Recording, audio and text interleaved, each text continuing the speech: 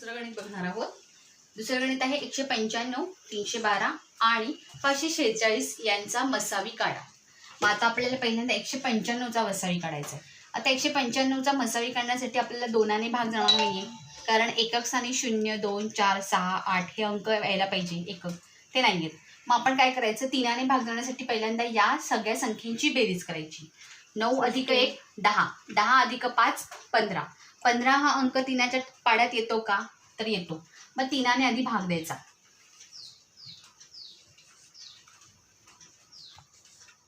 तीनाने भाग देताना आता 195 भागिले 3 वाटल्यास तुम्ही तुमच्या रफ कागदावरती करायचं। 195 भागिले 3, 3 सक 15, 3 5 15, 3 सक 18, 19 मधून 18 गेले, उरला 1, खाली उतरवला 5, 3 5 15, उत्तर आलं 65, इथे लिहिला 65। आता आपण काय करायचं, आता याला कशाने भाग जाणार आहे, तर तीनाने भाग जाणार नाही, 5ने डायरेक्ट, मग 5 द्यायचा। 5 1 5, राहिला 1, वरतून घेतला 5 म्हणजे झाले 15, 5 त्रिक 15।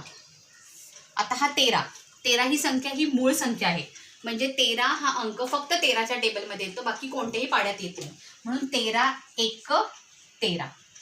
आता आपण काय करायचं, स्टार्ट। आता 312चे काढायचे आपल्याला। आता 312ला पहिल्यांदा दोनाने भागणार, कारण एकक स्थानी 2 आहे।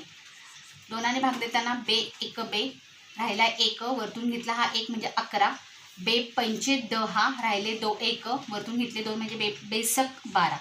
असं डायरेक्ट जमत नसेल तर तशाच पद्धतीने भागाकार पद्धतीने रफ कागदावरती तुम्ही करून बघायचं। बे 1 बे, 3तनं 2 गेले, उरला 1, खाली उतरवला हा 1, 11 झाले, 3 5 बे 5 10, 11तनं 10 गेले, उरला 1, खाली घेतले 2, बेसक 12। 156 उत्तर आलेलं आहे, म्हणजे इथे आपण 156 लिहिलं। आता याला परत दोनानेच भाग जाणार। बे 7 14, 15तनं 14 गेले, राहिला 1, वरतून घेतले 6 म्हणजे 16 झाले, बे 8 16, पुन्हा याला दोनानेच भाग जाणार। बे त्रिक 6, राहिला 1, बे 9 18।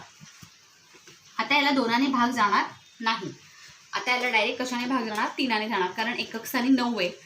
9 हा अंक तीनाच्या पाड्यात येतो, किंवा 9 अधिक 3 यांची बेरीज होते 12, 12 हा अंक तीनाच्या पाड्यात येतो। 3 1 3, 3 त्रिक 9, 13 आले। 13ला पुन्हा मूळ संख्या आहे, 13ला फक्त 13नेच भाग जातो, 13 1 13।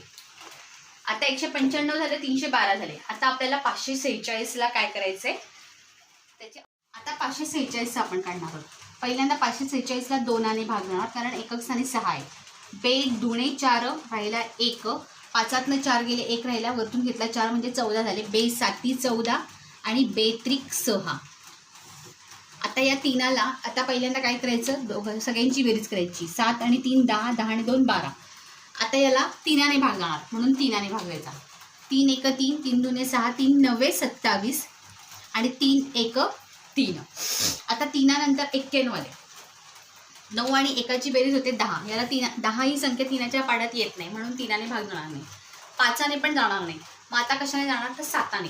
पहिल्यांदा मग 7ने भाग द्यायचा। 7 1 7, 9तनं 7 गेले, उरले 2, वरतून घेतला हा 1 म्हणजे झाले 21, 3 7 त्रिक 21। आता 13 हा अंक आला, 13 ही सुद्धा मूळ संख्या आहे, 13च्या पाड्यात 13च येतात, बाकी कुठल्याही पाड्यात 13 येते, म्हणून 13नेच भाग द्यायचा। 13 1 13। हे झालं 546चे अवयव। आता आपण काय करायचं, 195चे अवयव काय आले ते लिहायचे।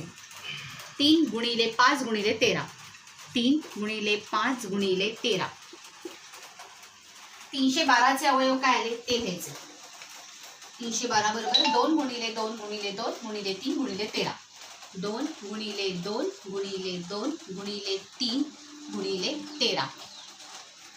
आणि 546चे काय अवयव आले ते लिहायचं। 2 गुणिले 3 गुणिले 7 गुणिले 13। आता आपण बघतो की सामायिक अवयव काय काय आहेत। मग इथे लिहून ठेवायचं। सामायिक मधला 6, आणि अवयवमधला अ.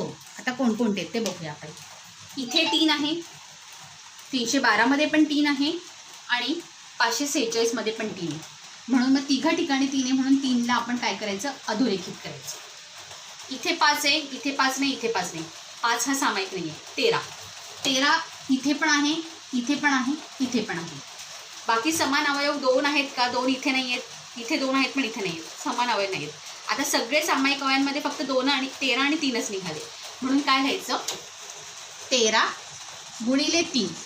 जरी ते 3 वेळा आलेले असले तरी सुद्धा एकदाच तो संच घ्यायचा. 13 गुणिले 3. 13 गुणिले 3ची गुणाकार येतो 13 39. आपला मसावी आलेला आहे